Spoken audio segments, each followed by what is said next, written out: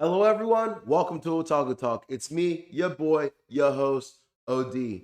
Got some tea here. Not feeling too great. Hopefully, it's not Corona. I'm really hoping it's not. I have a hookah, so I think like that made my throat sore. But I got the tea on deck just in case. Anyway, before this review starts, I really have something important I want to talk about and get out. First of all, if you are here from my Facebook page, from my original channel, I just want to take this moment, this opportunity to say thank you so much. It means a lot to me that anyone would like me enough and enjoy my content enough to actively follow me, to actively look for me, to actively worry about me. Thank you to the person that when my page first went down, they contacted me on Facebook to see if everything was all right with me, to offer me any help.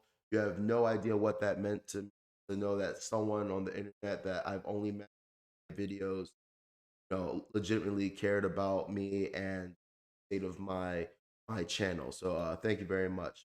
For those of you that have no clue what I'm talking about, that just showed up here, that's like, where the fuck is the One Piece review? One second. I just really need to talk about this and get this.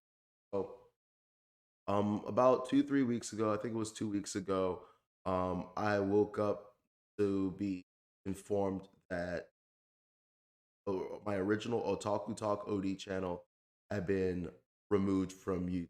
Basically, was deleted, suspended, disabled, whatever you want to call it. I got over like 15, 20 copyright strikes by Sue. I want to make it very clear that I did nothing wrong, that I followed fair use to a T. You guys seen my videos.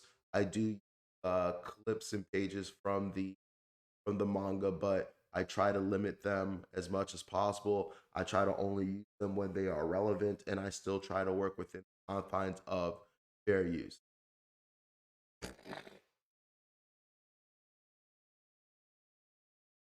If you guys are familiar with another very popular, very big time YouTuber, Fully Not Mark, something similar happened to him recently where Toei, not Sueisha, the anime side of One Piece, flagged about 150 of his videos and got them all taken down.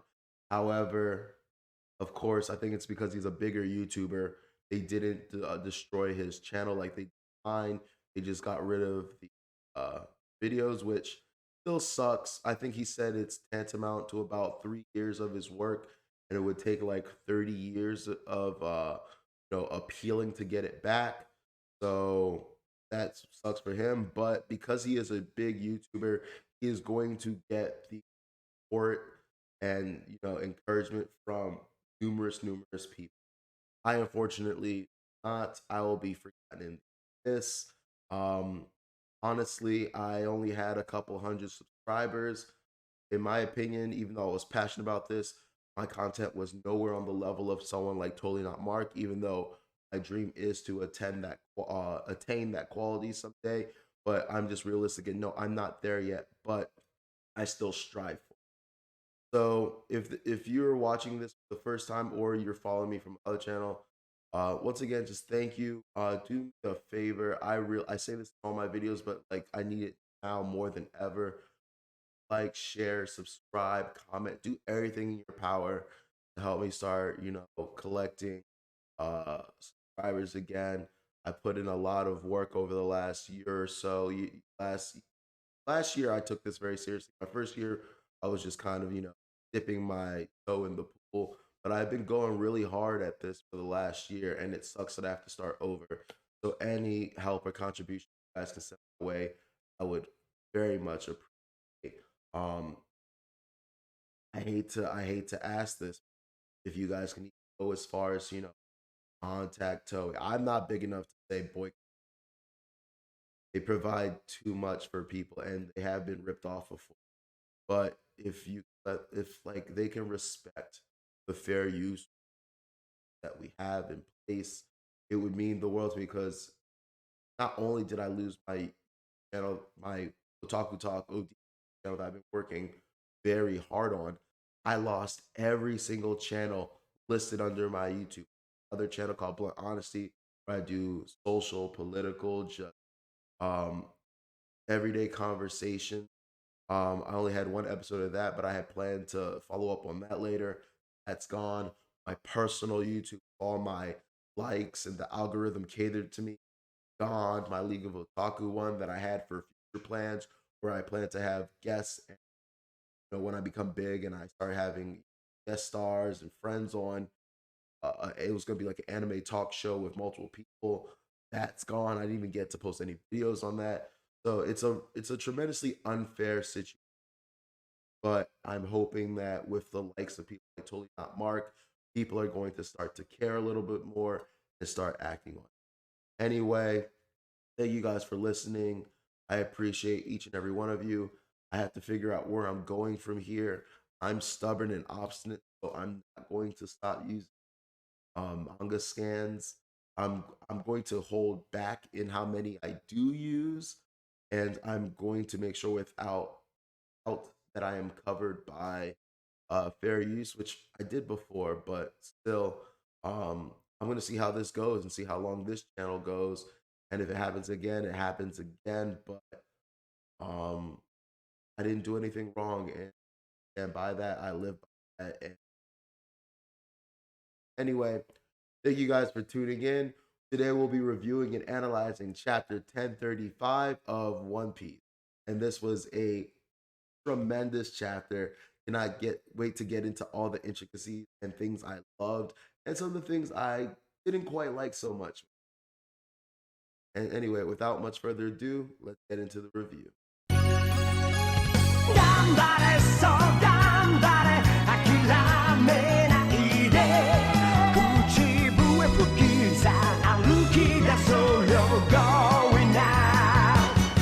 All right, everyone. Chapter 1035 of One Piece, Zoro versus King.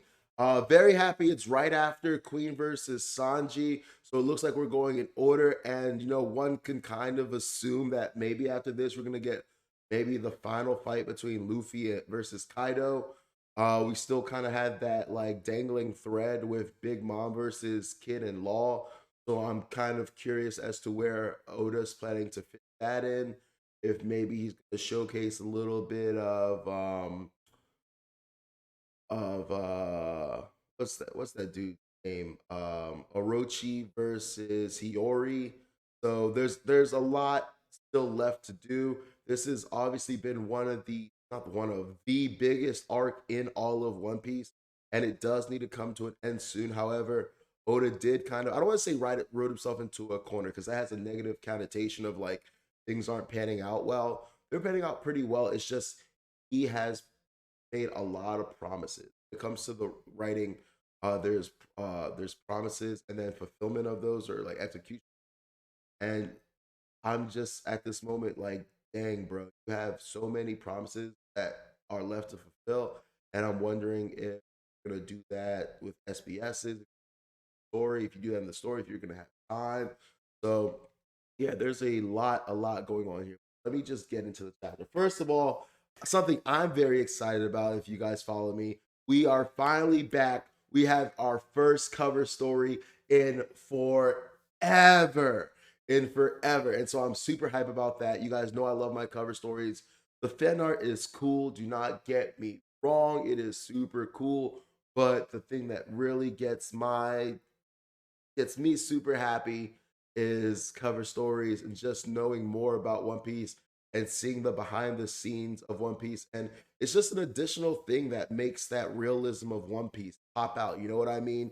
It's just, the one thing I love about One Piece is it's a organic story where, like, no matter if we're following the main characters, we just know that there are and things happening within the world of One Piece behind the scenes that we can kind of accurately speculate on, given all the information in both the story and the cover page.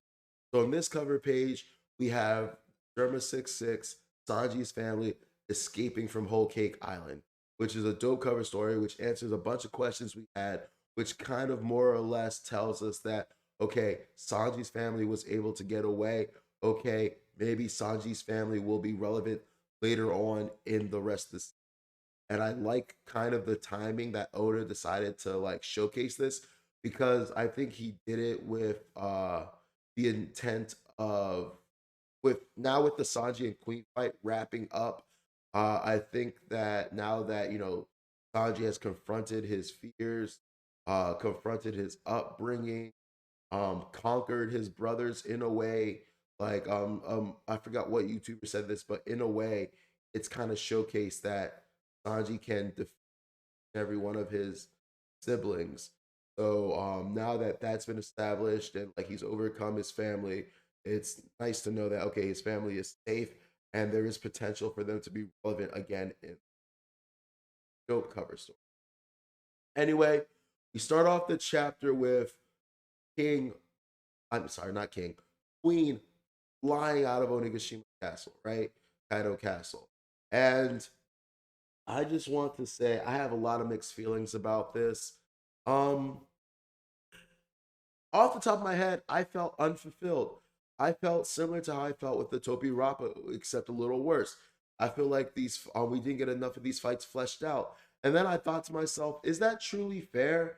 I feel like we have gotten we have gotten numerous chapters of Queen versus Sanji, Zoro versus King, but I feel like I don't want to say stakes, but the tension hadn't had enough time to build up because we were constantly switching back and forth between storylines, and we didn't get that full on feeling of an actual fight. I asked myself, all right, OD, what did you want in this fight? And I'm like, I wanted more named attacks. And in the Queen fight, Queen was sending out a lot of named attacks. I can't ask for much there. We saw a lot of named attacks. We saw a lot of techniques. We saw him turn himself into a freaking snake. We saw him utilize, Sanji siblings techniques. So I would be lying if I said that Queen didn't showcase a lot of stuff. It's just that I don't know what I was looking for specifically, but what I got isn't exactly what I want. Now, does that make what happened bad? No, just to me personally, I'm not too enthused. I really wanted just a dedicated chapter of back and forth, where like Queen isn't joking as much. But once again, this is One Piece. There are many fights where you know the villain is messing around with his prey and it comes to bite them in the ass. I was looking for a situation like Ennis Lobby, where we have the entire crew get to showcase their abilities, where by the end of it, almost all of them are down and out, and they need like the people they brought with them, the people there to save them and help them out because they've expended all their energy, and now the people there feel like okay, they've done their part. The least we can do is make sure they're alive, get them to their ship, hide them, etc., etc. That's kind of what I was looking forward to. And with San with the Sanji fight, we get a moment where okay, we're kind of struggling. This is happening, that is happening. Okay, new buff, one shot with the new buff, one shot with the new technique. They leveled up and now they one shot. I was kind of hoping it was going to be a situation where kind of similar to Rob Lucci, right? Where Luffy pulls out gear 2, where Luffy pulls out gear 3, and even though it really kind of fucks up Rob Lucci still doesn't just go out like that from it. He gives him a fair fight where, Luffy had to, get run away for a little bit. He had to recover and then come back and fight him. But I do feel like I am being a little bit unfair because even with Kaido, if Luffy literally beats Kaido next chapter, I would feel the same, but I shouldn't be because literally Luffy has fought this man like 4 or 5 times now. He has come back 4 or 5 times. He's had incredible moments. He's come back with with the Conqueror's hockey punches. He has been doing things this entire time. So it would be totally unfair for me to be mad, but like I don't know. Just something is off about this. And I feel like Oda is, maybe I'm paranoid, maybe I've been reading One Piece too much, but just something feels really, really off to me here. It just feels really off. And there's also the whole aspect of these guys are ancient Zoans. They're mythical Zoans, and we're told that Zoans have incredible recovery time. We were told, I watched the video with Mr. Morge, and I was super excited because I was happy that someone else besides me was feeling this way, that these fights have been going easily. They've been happening too fast. We haven't seen enough ability. I haven't seen enough flashbacks. I want to see more about Queen. I want to see more about King. And we just haven't had that in the Impel Down arc. We learned that awakened Zoans, if they're given enough time, can recover from anything. So I was thinking, okay, you know, those guys weren't anything. Yeah, they were awakened, but in the grand scheme of things, they weren't that powerful. We're talking about King, we're talking about Queen, we're talking about Kaido. They probably don't need as much time to recover. In fact, they should be way stronger. We haven't seen their awakened forms. We just saw Law and Kid's awakened form. So it makes me think, hey, is it time for awakenings on top of stuff? Now that, Sanji and Zoro level up, it's time for King and Queen to get serious. They should be going, oh, damn, all right, let's do this. Well, unless, of course, you'd like to say that the thing Saki King were doing were maybe abilities of being awakened in addition to the fact that this is how ancient Pteranodon, Brachiosaurus, Triceratops used to fight. So as of right now, because of how the Queen fight ended, how this chapter began, and I'll talk about what happened at the end of this chapter, I'm just going to concede and say they're down and out. I think holding on hope at this point kind of stupid and kind of obstinate. I'm not going to keep being indignant about this, but it does feel off, and I wouldn't be surprised if this wasn't the end. But I am willing to accept this as the end. I've said this in my other chapter review. Maybe it's just a simple matter of Oda is going to flesh out these fights in the anime, and right now it's just let's move on with the story. Which at the end of the day, can you really be upset about? Like, fights are all well and good, but we want to see Luffy, want to see the Kaido fight. We want to see the poneglyphs getting written. We want to see what happens when the Marines get here. We want to see who else joins the Straw Hats in terms of alliances as well as the so and we want to see the rest of the Wano lore and all everything. We want to see Vegapunk. So and we want to see Shanks make a move. There, like I said, Oda made a lot of promises and he has to get to all of them. So we can't get caught up here, and that's just it's an unfortunate reality. But that's just part of it's the double-edged sword of being in a series as amazing as one. So anyway, Sanji is checking in on Osame.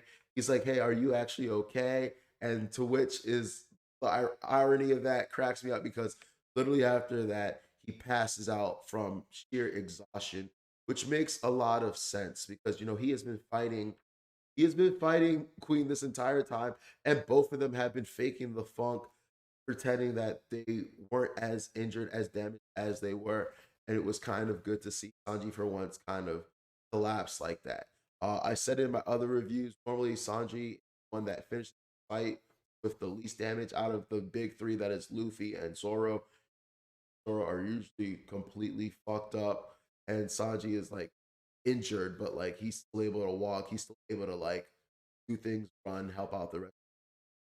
He looks like so then we go to Zoro versus King. And Zoro has pretty much figured out King's fighting abilities. I'll touch on that a little bit later. And we also see King's very first named attack, which I believe is called Imperial Dragon. In the actual jump translation, it makes it a little bit different, but this attack looks amazing. Sends out a fire blast in the form of a dragon, and it appears to powerful as hell. Zoro has cut off the remainder of King's mask, and we finally get to see him. I am not going to front. He has a top 10 character design. I am telling you, in popularity contest, this dude is going to probably be top 20, maybe top 30 of characters just because of how he looks. This dude looks amazing. He looks like Alucard from the Castlevania series if Alucard lifted and had and could tan. That's how I would describe this man. Dark skin, white hair, and yeah, I'm gonna be real with you. He looks a lot like a Shandian or a Shandoran, however you want to pronounce it. I like to say Shandian. And honestly, I think he may be a descendant of the original ancestors of the Shandians, similar to like how I believe Kaido to be a descendant of the original ancient giants, but he is a runt. I think it is a similar situation with King. Obviously, there is a lot to him as why the government would desperate for information on him, why they were experimenting on him in the first place. I wouldn't be surprised if later on in the series we see the culmination of their experiments on him. I can't wait to the special science group because I do think that they're going to have ability of devil fruit, Kaido's devil fruit, King's race, and stuff like that. We have to remember that they were strong enough to be confident in their decision, the warlord system. So yeah, I'm expecting a lot.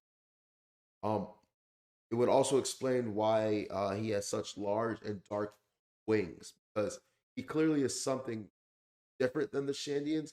But I think there is some kind of relation there because of the tattoo on his on the left side of his face.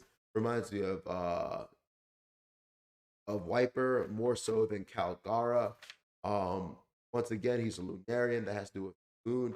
The Sky Island people are the original inhabitants of the moon. So I really do think that there's a lot of lore and things in the background to do with this.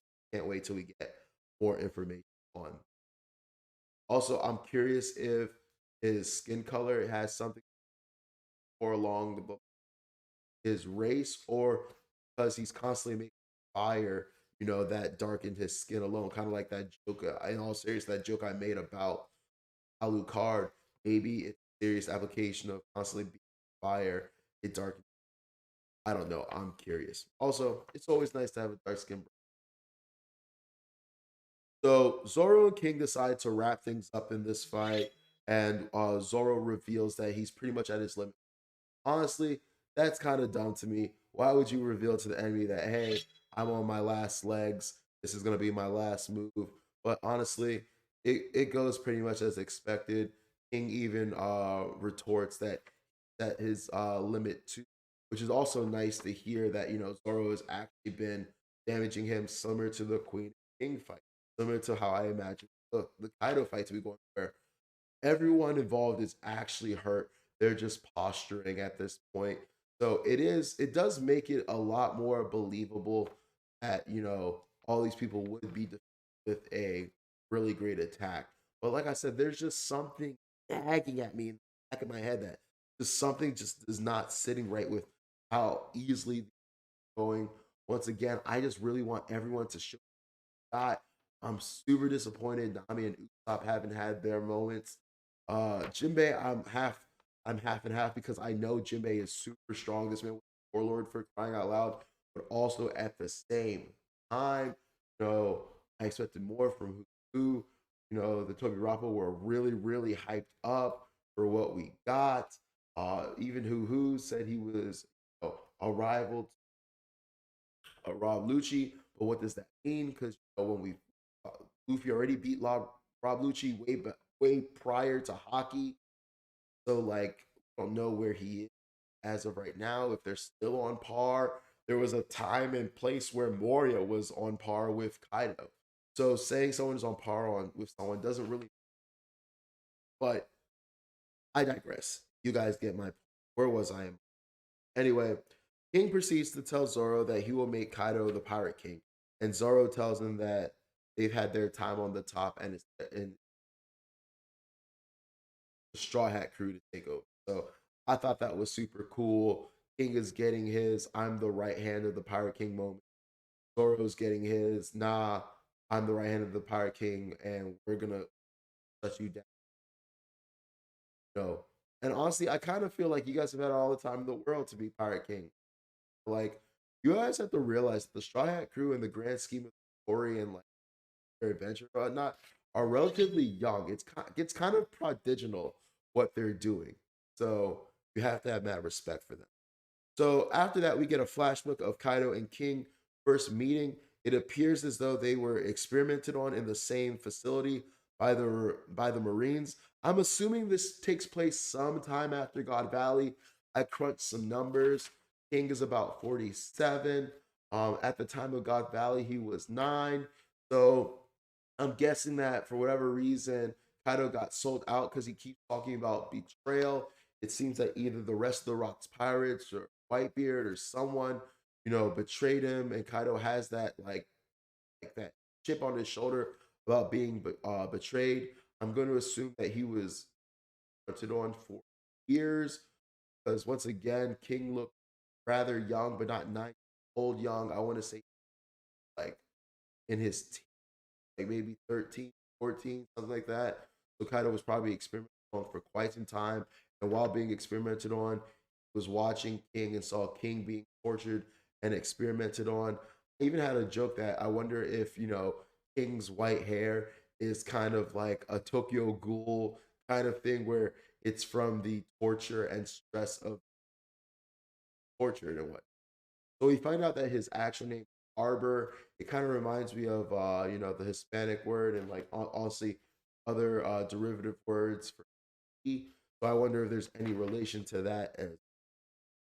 Um, but I really liked how they met and how like kind of reminds me of Luffy in this moment with his smile, with his laugh, and then how Luffy and Zoro met, where Zoro was to be executed, and then Luffy kind of saved him and took him with him. It was a similar situation with King where he's being tortured and like Kaido's like, "There's nothing for you here. Serve more." He even gave the King. So that was really cool, and I can understand like King's devotion and loyalty to someone like Kaido, and he's probably witnessed a lot of Kaido's strength. Well, see him in handcuffs. I can only assume those are also sea stone handcuffs, so we know he had the power to escape from that. My question is, what took so long? How long was he there? And how did they subjugate? Anyway, King attacks Zoro, and Zoro says the flames are like magma, which I hope is foreshadowing Zoro's ability to handle heat of that degree and magnitude. Maybe he can flash with a Kainu. I'm kind of hoping that's a little bit of what it's alluding to. It indicates that Zoro's current hockey are at that are at a place where he can carry the likes of a Kainu or Admiral. Anyway, King tries to use his Karakuri blade once again to either break or get rid of Zoro's swords. With Zoro's like, fuck that. Does the couple backflips and then he loses with King. Comes dashing at him. But like I said earlier, Zoro has figured out King's fighting style. When King's back is ignited, his is buffed, is nigh impenetrable. However, when his fire is gone, he loses he his speed increases exponentially, but he loses that insane durability, which Zoro uses to full advantage and slashes him as he charges him and hits him with, I believe, what is it called? Bird, and lands a bird dance, completely nailing King. King was not prepared for this at all. And from that point on, he completely has King on the back foot. So that was really dope. From there, King insults him, telling him that Zoro's kind doesn't have a chance. And that really honestly pisses Zoro off. He's like, that's the worst kind because there's a lot of racism. There's a lot of this race is better than that race. And, One Piece and the Stripes are all about fuck all of that.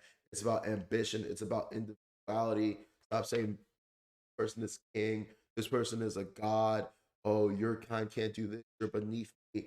But we've seen this time and time again in this series, and it never comes to fruition. It's not about what race you are, how you were born, who you are. It's about what you make yourself and what you're with. And so that ticks off Zoro, and he even says he'll remember him as a swordsman. So obviously that pisses Zoro off even more. And then he goes further on to say that he'll scar him so bad he never forgets him. And boy, what did he fuck up. And I love that he said this because I absolutely love the irony, poetic justice of what happens next because King launches another Imperial Dragon. Zoro seems to use a new Conqueror's Hockey technique.